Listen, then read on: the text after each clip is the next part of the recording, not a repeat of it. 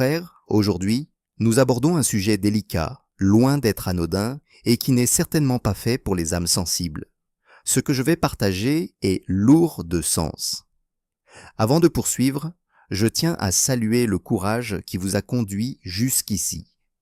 Vous avez perçu l'avertissement dès le départ et pourtant vous avez choisi de rester, d'écouter et d'affronter les vérités crues que la plupart des hommes passent leur vie à fuir. Ce courage-là est discret, il ne s'affiche pas, il est constant, silencieux et d'une puissance profonde. Il ne s'agit pas de divertissement. Nous n'allons pas parler de subterfuge, de charisme, de techniques de séduction ou de conseils appris par cœur. Nous allons parler de la vérité, une vérité crue et sans fard, celle qui peut ébranler tout ce que vous pensiez savoir sur l'amour, la loyauté et la confiance. Une vérité qui peut rouvrir des blessures, des cicatrices que vous croyiez guéries. Mais parfois, mon frère, la croissance exige précisément cela. Elle vous invite à revisiter ces marques et à enfin les comprendre pour ce qu'elles sont réellement. Ce que je m'apprête à vous présenter n'est pas une histoire romancée destinée à faire de l'audience. Ce n'est pas de la fiction. Cela provient de recherches, d'une douleur authentique, des voix inaudibles d'hommes qui ont porté leur souffrance seuls. Pendant des jours, mon équipe et moi avons recueilli ces réalités, non pas pour la gloire ou les chiffres, mais pour des hommes comme vous. Des hommes qui mènent leur combat en silence parce que personne ne leur a jamais dit la vérité. La société attend de vous que vous restiez fort, que vous souriez et que vous alliez de l'avant. Même lorsque votre cœur saigne de manière invisible, laissez cet instant devenir votre éveil. Si vous êtes ici, dites-vous simplement « Je vois la vérité ». Car, que vous soyez marié ou que vous envisagiez de l'être, le fondement de votre identité d'homme repose sur un principe sacré, la loyauté. Votre loyauté est votre couronne, votre honneur, le socle sur lequel vous vous tenez. Mais voici la question difficile. Et si la personne à qui vous avez voué cette loyauté n'en était jamais vraiment digne? Non pas pour vous inquiéter, mon frère, mais pour vous protéger. Avant de plonger au cœur de cette tempête, accordez-moi juste 30 secondes. Non pas pour moi, non pas par orgueil, mais pour quelque chose qui nous dépasse tous les deux. Là-bas, au-delà des rues que nous parcourons chaque jour, des vies souffrent en silence.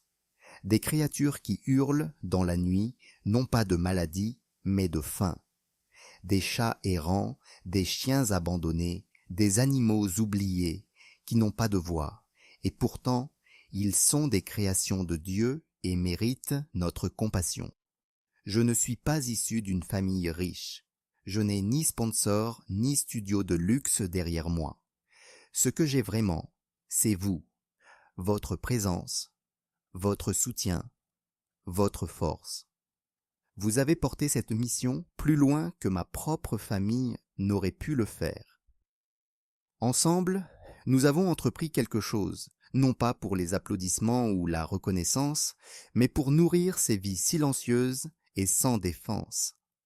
Même une petite contribution, le prix d'un simple café, peut aider à sauver l'une de ces créatures et, ce soir, si votre cœur ressent cet appel, agissez, non par devoir, mais par compassion.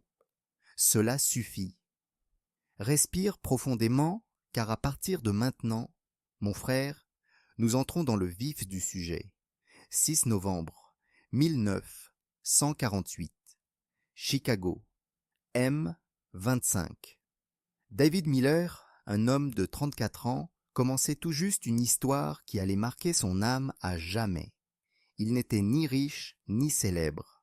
C'était un homme ordinaire, mais au cœur d'une loyauté sans faille. Cette même année, il épousa Claire Evans, la femme qu'il croyait être à ses côtés pour la vie.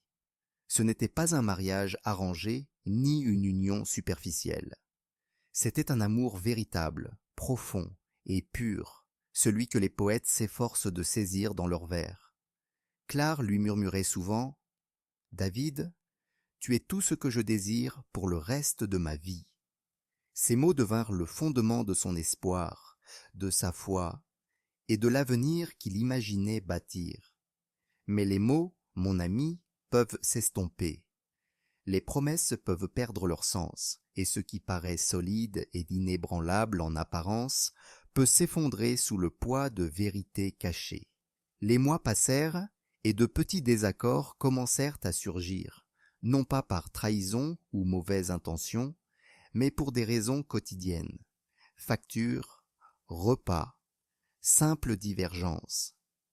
Pourtant, ces fissures mineures commencèrent à révéler quelque chose de plus profond, une distance silencieuse, un vide grandissant entre deux âmes destinées à cheminer côte à côte.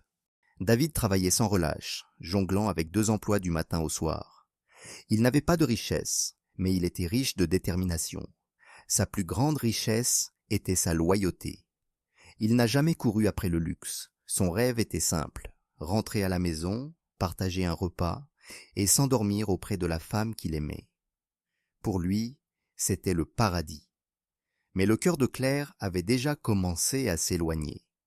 Lentement, petit à petit, elle prit ses distances, non seulement émotionnellement, mais dans tous les aspects de leur vie commune. Elle commença à l'ignorer, à le traiter,